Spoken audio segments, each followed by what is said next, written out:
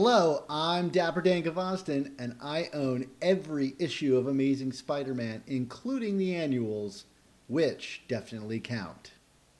And I'm mischievous Mark Ginocchio, and I too own every issue of Amazing Spider-Man, and all the issues of Amazing Spider-Man Index, and all the issues of Giant Size Spider-Man, and all the issues of Amazing Scarlet Spider-Man, and the annuals, which definitely do not count. But let me ask you, Mark, do you have a copy of Amazing Spider Man 583 with Barack Obama on the cover? The first printing? First printing with Obama? No, I only have the regular cover of that, which is like a John Romita cover with Peter on the prowl. And I have a second printing Obama cover because I just wasn't fast enough nor willing to spend the money retroactively to get that first print. But hey, congratulations, Dan. Well, and yeah, until last week, I had the same collection as you in that regards, but I bit the bullet and bought a way too expensive comic book that a lot of people have. So, but I feel pretty good about it. I kind of got in the inauguration fever and decided, that's it. I am going to just buy up that book, and it felt really good to finally have it. But I don't think that it's an essential to have in your collection as much as I think most people just figured that was the normal cover for that issue. I mean, I think even at the time I was like, oh, that's the variant. And then I picked up that John Romita Sr. cover, and because that's what was available from Forbidden Planet the day that it came out. Oh, Forbidden Planet. How I missed that place. Anyway, what are we here doing, Dan? Yeah, everybody, welcome to the Amazing Spider Talk, the show where two fans and collectors uncover the strange, fun, and fascinating history of the Spider Man comic universe. And thanks for joining us tonight for a special review episode of the all new Amazing Spider Talk. Yes, on this episode, Dan and I are going to be discussing Amazing Spider Man Volume 5, number 58, also known as Legacy number 859. This issue was written by Nick Spencer with pencils by Marcelo Ferreira, inks by Wayne Faucher, colors by Morry Hollowell, and letters by VC's Joe Caramagna. The cover is by Mark Bagley, John Dell, and Edgar Delgado. This issue was first released in stores on January 27th, 2021. So here we are, Amazing Spider Man 58, the start of a new arc, it seems, maybe a short one, I think, Negative Space. And we got this kind of nice title page that's split in half, which is a nice touch, to kind of like get this thing up to the page count. Mark, we've been kind of down on this book recently, and we weren't sure what this issue would really be like. Would it be another Kindred-centric thing? Would it be a swerve into Mr. Negative territory? Although I guess he showed up during, Sins Rising. What'd you think of this one? Did it bounce back at all, or are we still kind of like getting frustrated with this thing?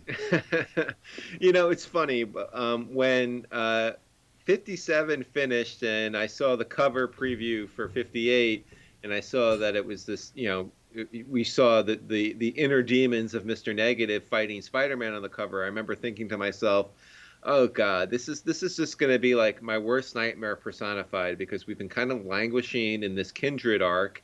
We have two issues of fallout from this last Remains arc that lasted all these issues, and it's like, what are we going to do? Just pretend that none of this happened for an issue or two, a la like that 2099 arc, and like basically what we've been experiencing for the better part of the last 2.5 years on this book.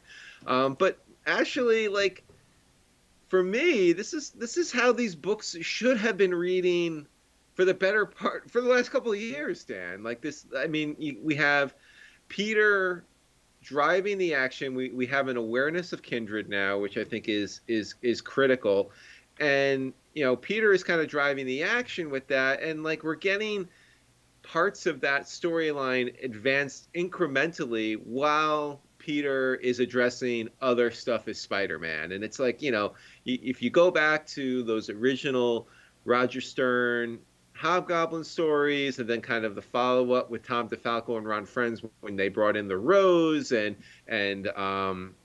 Richard Fisk and all that, like, this is what these books are. It's never just one story that we're focusing on. It's lots of little things with kind of one big arc that's kind of connecting them all in one way or another. So, like, for me, this was actually a return to form, and it kind of brought Spencer back to a kind of storytelling that I think, frankly, he's better at. And we could talk a little bit about what how this worked and what didn't later on. But, like, for me, this worked. This issue worked for the most part. What about you?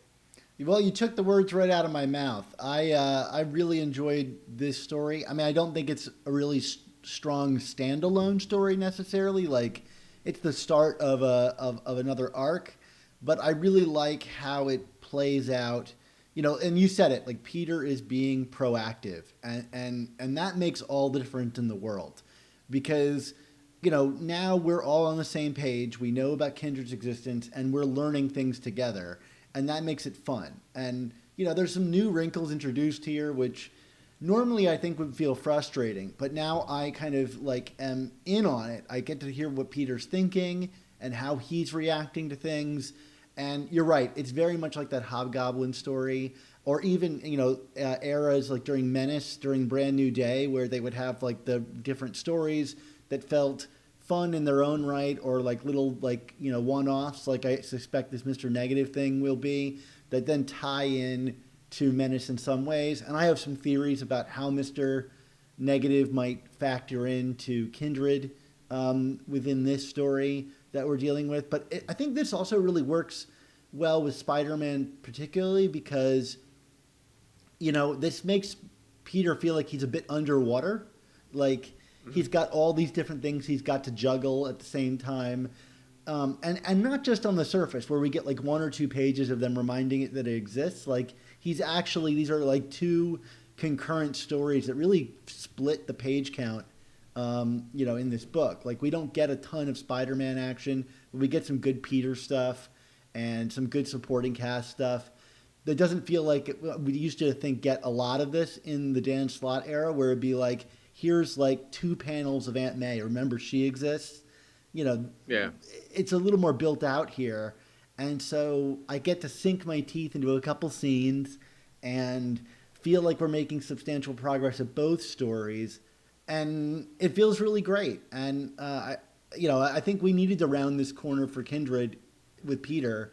I wish we had done it a lot earlier, but we are here, and maybe we can enjoy some of the stories that, exist in this particular realm, even if it is still frustrating to be this far along and not really know what's happening. Yeah, I mean, frankly, an issue like this in conjunction with some of the others may not read as great in a trade, but like, it reads much better as a floppy comic book. And I think, like, I think this is one of the big overarching problems that we get with this run, is like, who are we writing for? I mean, maybe when Last Remains and all the sidebar issues are collected together, it's going to read a lot more cohesively, but like, kind of stretched out over 3.5 months the way it was, and the 10 issues plus the prelude plus the aftermaths, it just felt like it was this one big long experiment that went nowhere. But yeah, I mean, like, this is good.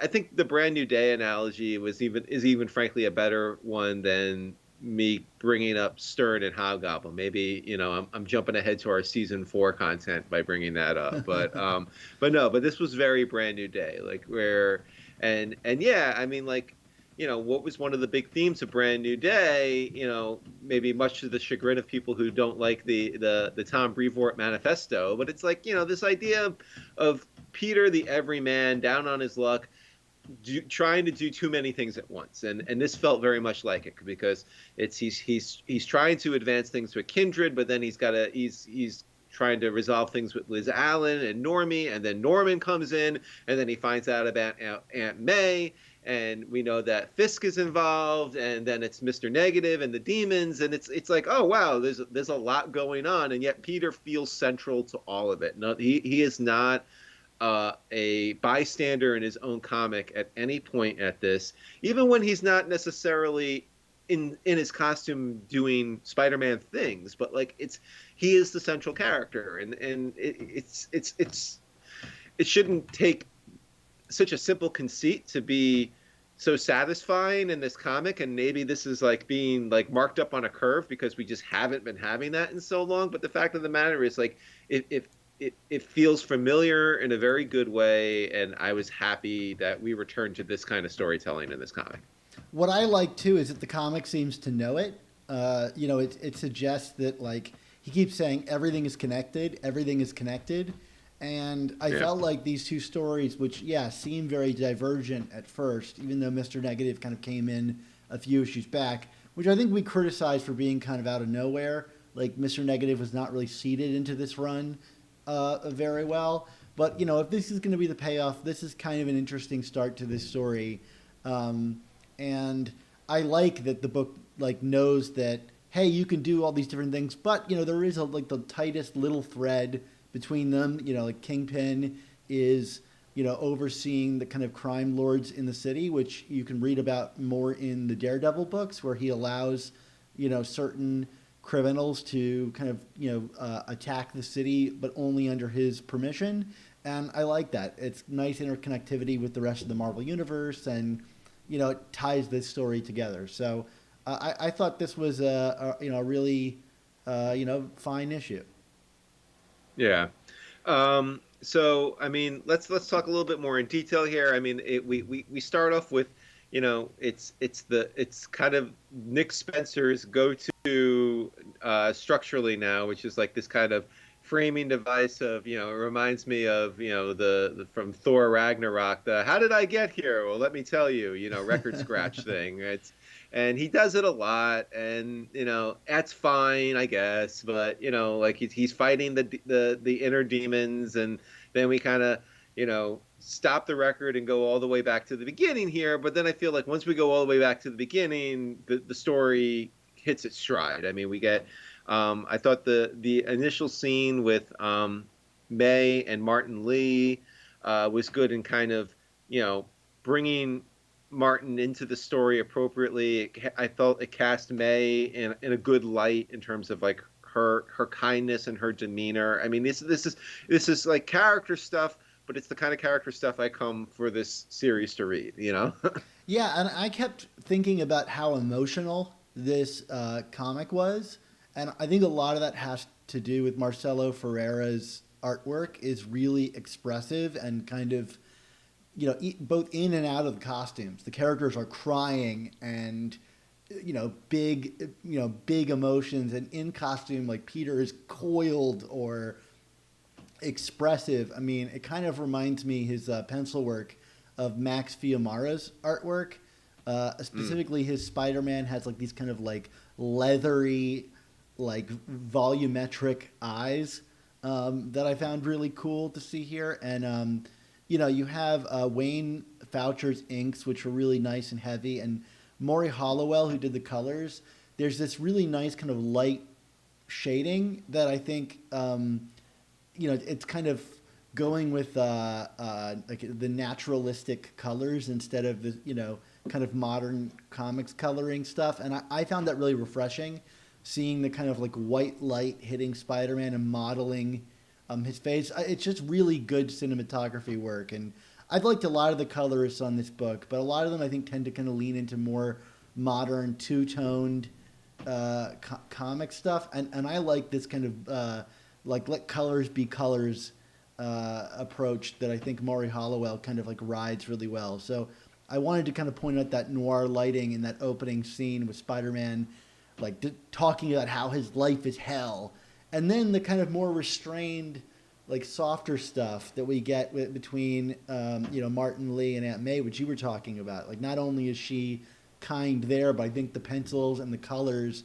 are kind on both of them.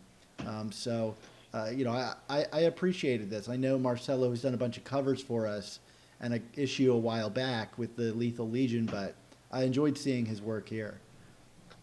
Yeah, for sure. I mean, it's yeah. This was definitely the May Martin stuff was definitely very intimate, and I felt that the Peter and Liz Allen stuff was also emotionally intimate as well. I mean, which is like again considering the thrust of what the last story was, like that kind of emotional intimacy would have been nice, and it would have maybe pushed the story more proactively, but we never really got those moments.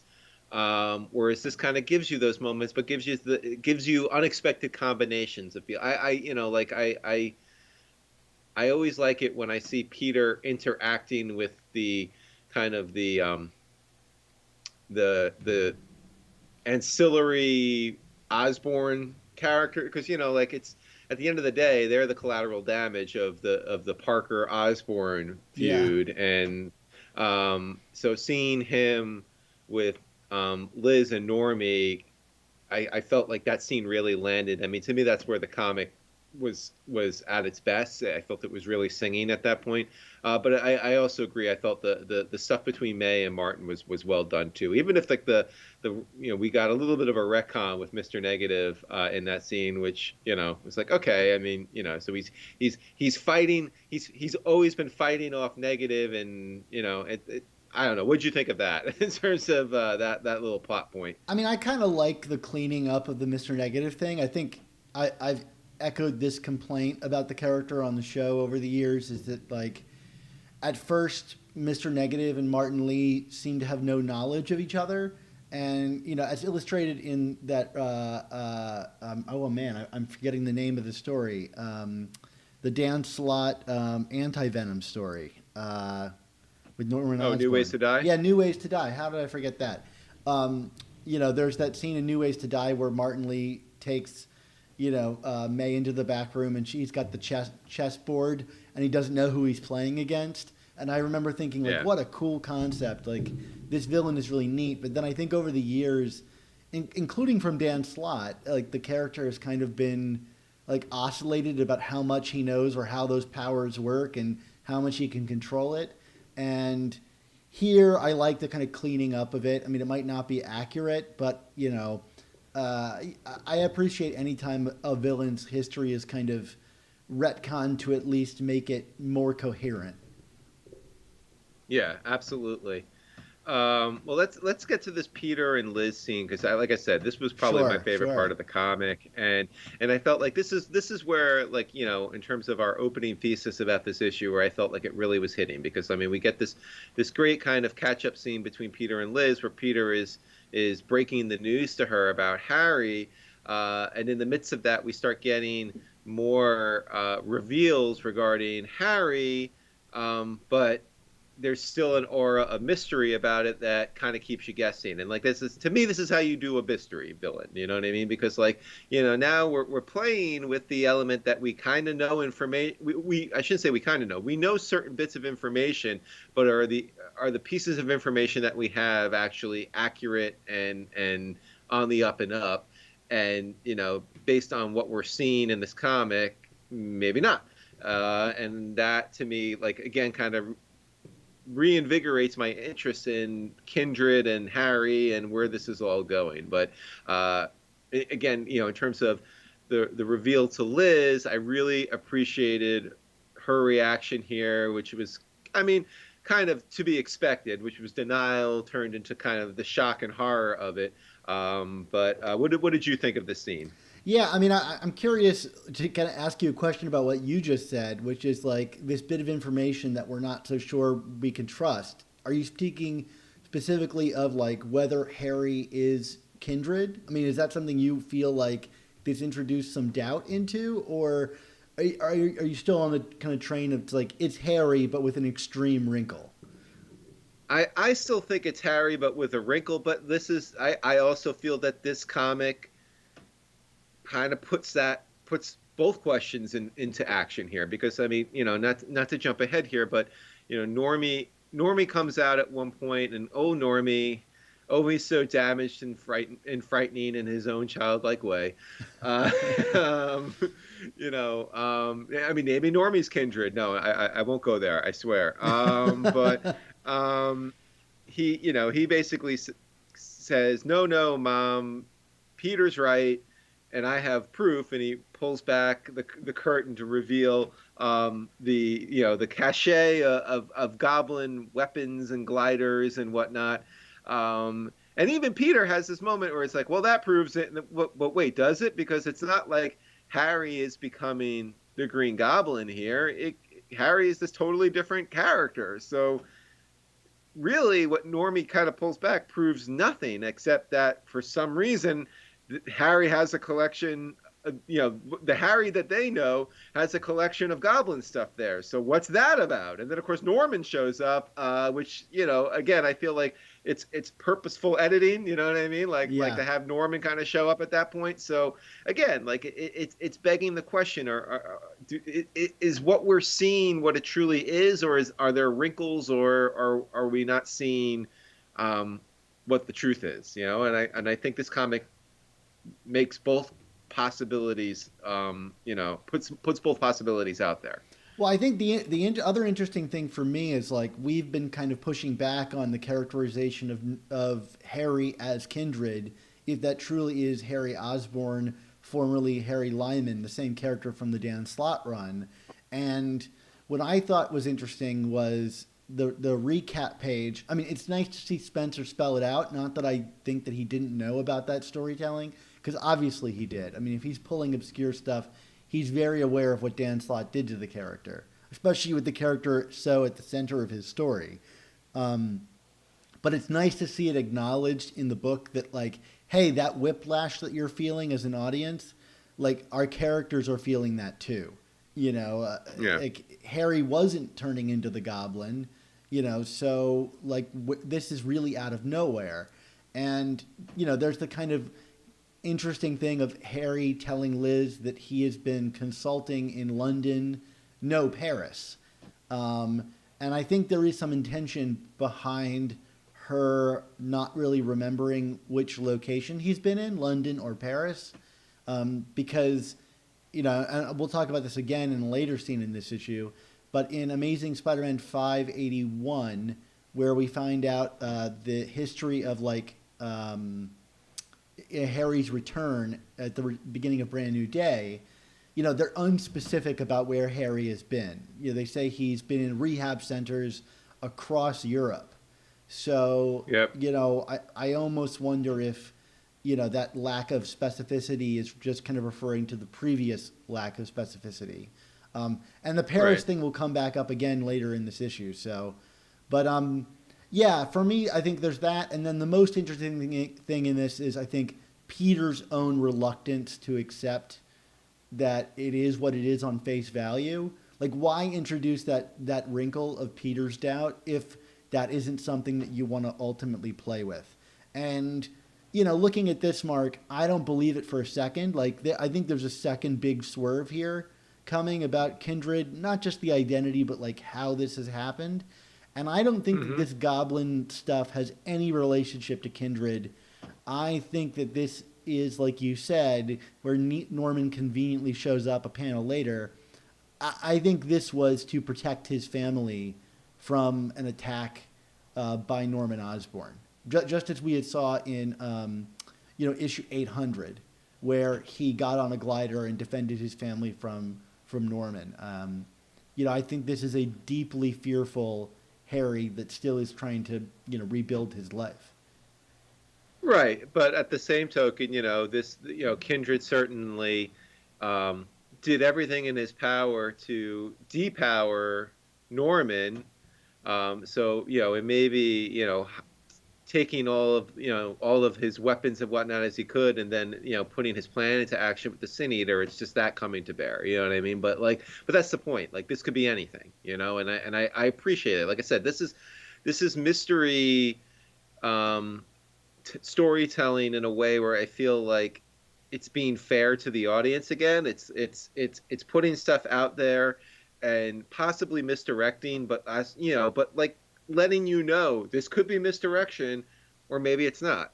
And that's to me like it's the fairness in the storytelling. If you're going to really bring some, draw something out, that you need that. You need to play by rules. You need to be fair about it. You can't just like string people along, string people along, string people along, and then all of a sudden introduce a wrinkle that no one saw coming. So now I feel like, okay, we're starting to bring stuff up that could go somewhere, or maybe not, but at least like we're being toyed with in a more palatable way, I guess.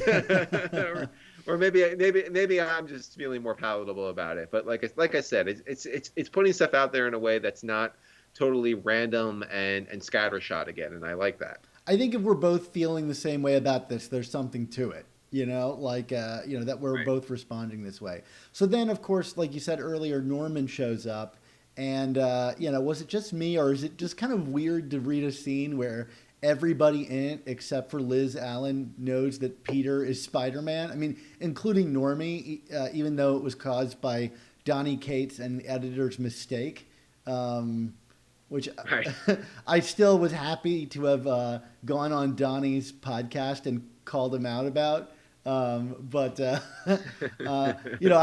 love Donny Cates' writing, but I do think the editors let him down there. Nevertheless, I'm curious. There's no real wink or nod here that like Spencer has Normie like knowing that Peter and Spider-Man are the same person. I almost wonder if that will be ignored from the events of Absolute Carnage or not. But we'll see. Yeah, no doubt. But no, I got what you were saying about, because like there was like at one point where I was kind of taking inventory on who was in the scene, and I was like, wait, are we sure Liz doesn't know? And then it's like, oh no, he does like the I gotta go, and she seemed none the wiser about it, and it was kind of like, oh, okay. I mean, but yeah, it is weird that we're getting to the point where, you know, the majority of the characters involved know, and it's the minority that doesn't. Because like I even had a moment in this comic where I was like, Aunt May doesn't know now, right? No, no, no. That's just Jonah who knows. It's like, like we've gotten to that point with the character again. So I mean, maybe everyone is saying that this stuff might undo the work of One More Day, but maybe maybe the blind spot of Peter's identity is what's actually going to come back from all this again.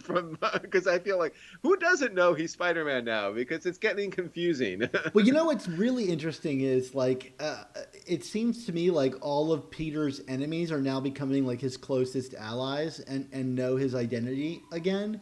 And I almost wonder Yeah. if we're like in the process of like pulling a flip here, where it's like, well, Norman and JJ are now his like closest allies, and Harry is back being a villain. I mean, who's next, right? Like it would be almost an interesting experiment if you could flip the supporting cast and how they feel about Spider-Man, like a complete 180. But I talk about a way to reinvent the book, right? Yeah, absolutely. Don't forget Otto knows too. I Right. mean, like a lot of people know again. Yeah, does Fisk know? I think Fisk does know, right? I don't think so, and I don't think current Otto Octavius knows, because he was like reborn back into his octopus body and lost his memory in Oh, the that's process. right. That's So right.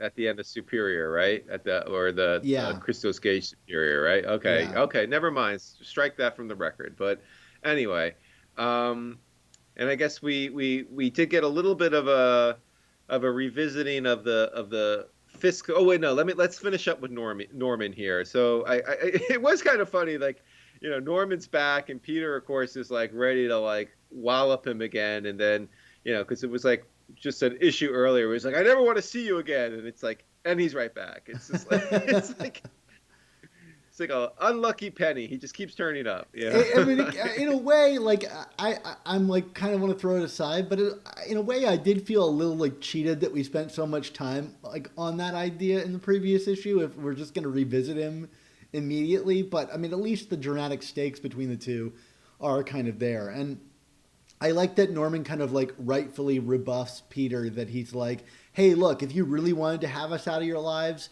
you wouldn't be here right now, right? Like you're checking up on Harry and his family against what you told me the other day. So like, I'm just calling your bluff. Yeah, and he's right. I mean, like I definitely, I'm not saying that I think that Norman has turned the corner and has turned over a new leaf or anything like that, but like this is clearly setting up, you know, the way we did before Norman got turned by the Sin Eater, where Peter and him are going to have to align to some degree to get to the bottom of all this. It's just whether, how is Norman going to screw him over in the end is kind of where I stand, but we're clearly going to get the team up at some point. It just seems inevitable, don't you think? Yeah, round two, I guess, after 850. Yeah. So then Norman, like kind of tied that bow by, telling, Peter that like he heard from the Kingpin that there was going to be an attack on Feast, which, he's like, oh, doesn't May Parker run that? And it's like, do we need to use surnames? Like, does it, like, it's just May. Yeah. So of course Peter does the like, I got to get out of here thing and rushes off to Feast. I got to see about an old lady. Yeah. Right.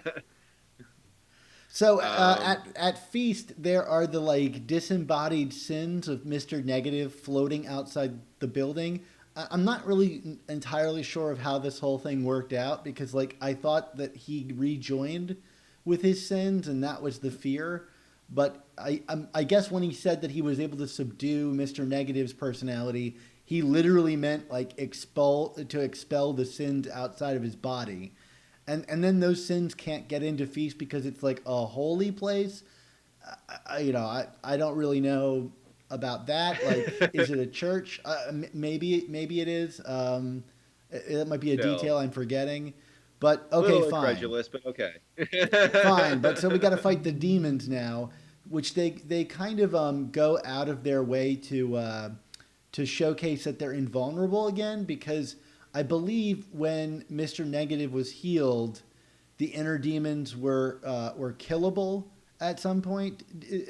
Do you have any memory of that? Maybe I'm forgetting. I feel like the demons were able to be killed at some point.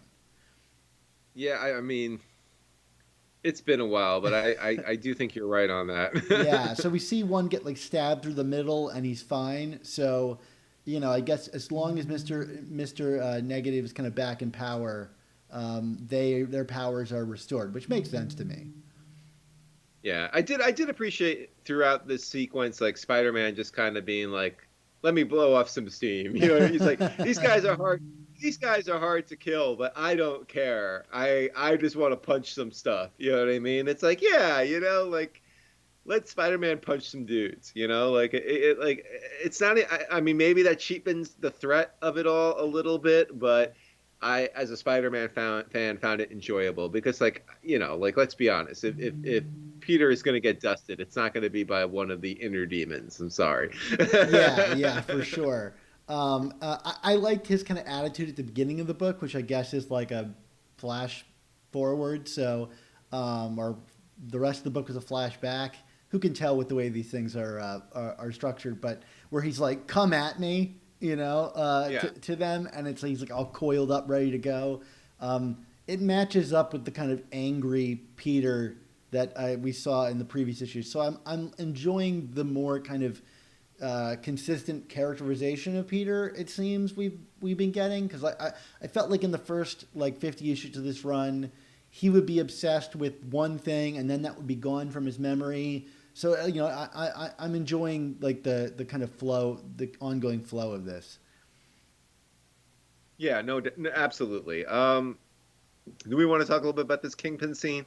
Just before, since it's a kind of the closure of the comic here. Yeah, I mean, I think this scene is really interesting for the kind of implications it has. So, like, the Kingpin at one point recounts that to Kindred that he had met him before by visiting the Parisian catacombs, which, Mark, I gotta say, I've been to the Parisian catacombs in real life. I have not, so good stuff. It's super cool. It's like being in an Indiana Jones adventure. Did you kill your tour guides after the fact, or? I didn't actually have tour guides, which is one of the interesting things about the Parisian catacombs. Like you can pay, like I think it's like €8 to go down, and you go down Uh these huh. like really tight winding stairs for a long way, and there are Uh huh. parts where like you're really encroached and water is like dripping off the rocks onto your head.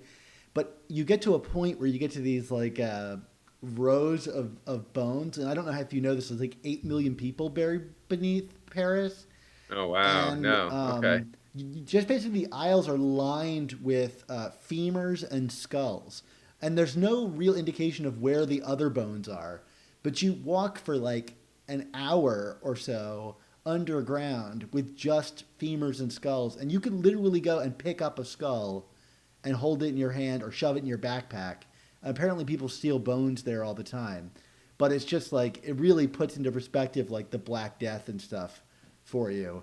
As you're walking by, people, right? like that were people. Anyway, one of the most incredible experiences of my life, just kind of going down there. A whole other point, but when I got here, it immediately took me back to my sense memories of like this like kind of horrifying display of like human fragility. But Right. anyway, Right. When Kingpin finds Rorschach, or I guess we should say Kindred. I'm sorry, because what is we get a Watchmen reference here, which was Kindred. Kingpin asking Kindred for whatever the deal is. I mean, I think we know what the deal is, but and what is Kindred's response? no. No. Yeah, I'll look And then he down on you and say then he took no. a Yeah. blood-stained button off his lapel. No. Yeah, that's hilarious. Actually, I did like reread some Kindred stuff, and it turns out, like Mark, for all of our being like, we assume it's Vanessa Fisk, we actually got confirmation of that all the way back in Amazing Spider-Man number 7. So I don't, Okay. I don't know how we forgot that, but it was so long ago, back in 2018. So, um, Wow. 100 years ago. yeah, that feels like 100 years ago for sure. So let's talk about this because it's really interesting that Kindred is like hanging out in the plague in Paris, including a Yep. reason I'm thinking of at this very moment. Do you remember when Kindred first appeared? He would come out singing "Ring Around the Rosie," That's right. Yep. and Yep. that's commonly associated with the Black Death, Right. which also Okay. relates to Paris and the catacombs. So there's some Right. connection there. And that Yeah. song originates in London. So that could be the mix up that Liz has, the London and Paris. Something about Ring Yeah. Around the Rosie and the Black Death. Yeah. I mean, and frankly, it also kind of begs the idea that Kindred, in terms of his identity, is whatever the demon that has possessed him is an older soul. If we're reaching back to the Black Death and the Parisian catacombs and all of that, and I've heard speculation from some people online that maybe Kindred appears to be who the person seeing him wants him to be, or fears him to be, or whatever, and maybe that's why both Peter and Norman see him as Harry for some reason. But the fact of the matter is, like, if this is something truly demonic, that's like there can certainly be a demon that goes back centuries in terms of the havoc it's caused, and that would kind of tie it certainly to this era, don't you think? Yeah, absolutely. The question is like, how did it get attached to Harry? If we do believe this is actually Harry in some form, Right. or like you said, appearing to be Harry. But if it's not Harry, then I don't know what the fascination is with Peter and Norman. Like I don't know any Black Death connection. It makes me wonder. Like, did Harry stumble across something when he was, in rehab clinics across Europe, as I said from Amazing Spider-Man 581? Right. That's interesting to me. But I do think that like this really kind of sows that connection to the Black Death and this kind of Ring Around the Rosie lore. That wasn't for no reason, which is impressive in its own right. That like clearly, I think this whole thing was thought through from the very beginning, even if we haven't loved how it plays out. Um, so yeah, I don't really know how to speculate more about that, but like, the Europe connection to Harry and these places is interesting. Yeah, well, I would put a ring around that plot point, Dan, and we can come back to it. Don't you think? Isn't Yeah. that a rosy thing to do? Uh, anyway, we did get, and then of course the final exclamation point on this issue is one of the demons confronting Kingpin about kind of retroactively his conversation with Kindred, and brings up the that he's going to need more than the tablet of life and destiny. Dan, wasn't there like 900 years ago a story about all that? So is the takeaway from there that somehow Kingpin got all those, has all those things collected? I mean, I can't tell from the way he's speaking, but it seems to imply that Kingpin already has the tablet of life and destiny, which I thought was prevented, but that story was never really wrapped up. So No, we had it was interrupted by about 3 months of the pandemic, and then it kind of quickly felt resolved. And I don't know, yeah, it's unclear for sure. interrupted But it by was just kind of, Gog was how I yeah, remember it. yeah, Yeah. interrupted by God and Gog. So Oh, here's my speculation on this. I think that okay, like it's very clear that Kindred says no, right? Like, and they keep emphasizing this no that he says to Kingpin. So what's the opposite of no? Yes. And I think okay, that's what Kingpin is after. Is he needs not just the tablet of life and destiny, to kind of restore someone's youth or whatever. He needs Kindred to bring that person back from the dead. And how do you switch a no to a yes?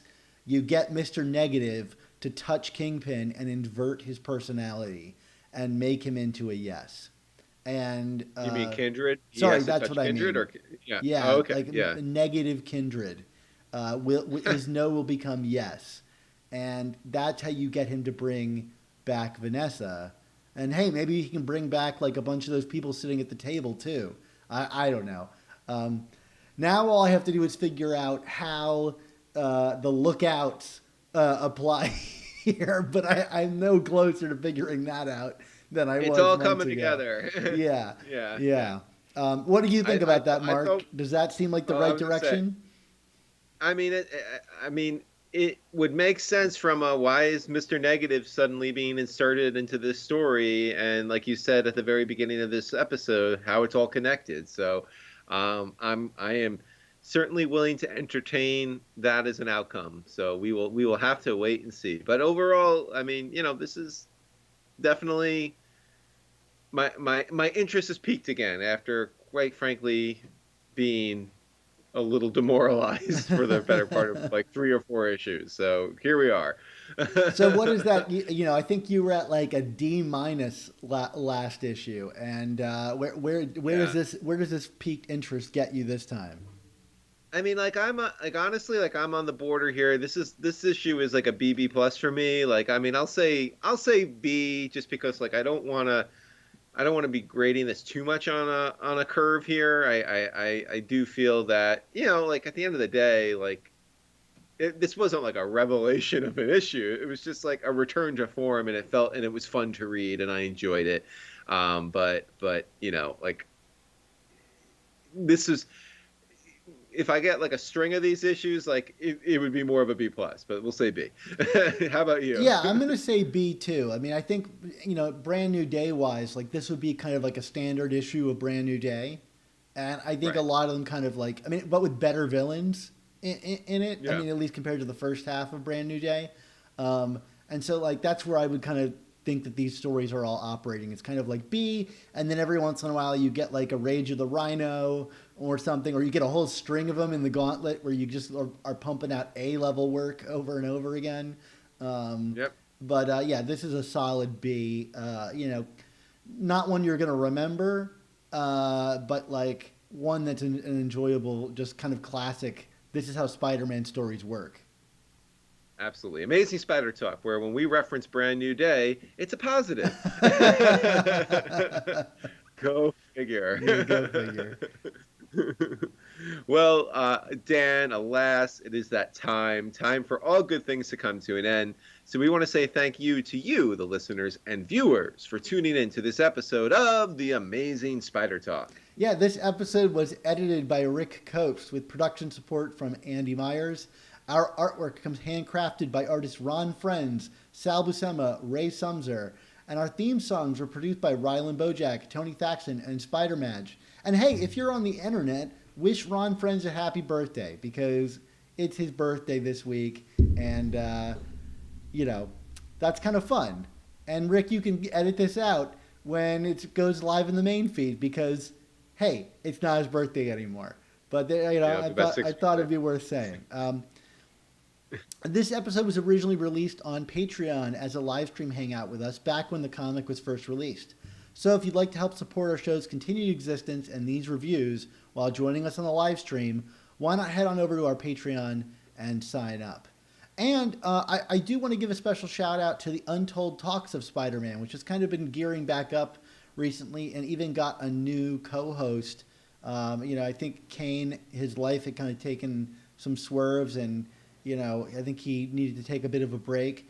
So now we've got the Twitter handle at Down the Webline is our new co-host over there, and she's a lot of fun. So I can't encourage you enough to go check out that podcast if you haven't already. So Mark, until your son reveals your secret arsenal of weaponry to your wife, what's our motto? Oh man, I would be in so much trouble when that happens. But until that happens, our motto is, with great podcasts, there must also come the amazing Spider Talk. Have a great night, everybody. Thanks for supporting us. Thanks for coming on the show, folks. Two men who know the angles, uncover and untangle all the questions and the webs left out to tangle. In 1962, last Wednesday's afternoon.